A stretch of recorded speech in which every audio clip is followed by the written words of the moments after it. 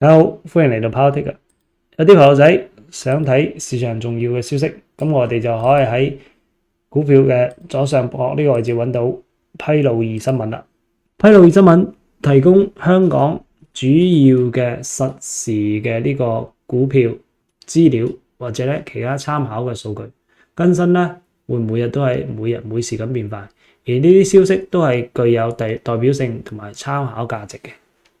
我哋可以喺左上角呢個位置咧對應嘅撳出相關嘅呢個個股，然後揾到最近7日或者最近一段時間嘅呢個消息情況，進行一個回顧，同埋咧我哋都可以對時間咧做一個手動嘅篩選等等等等。咁呢裏面我哋都可以篩選個股，或者咧係通過篩選呢個相關需要睇嘅呢個公告嘅情況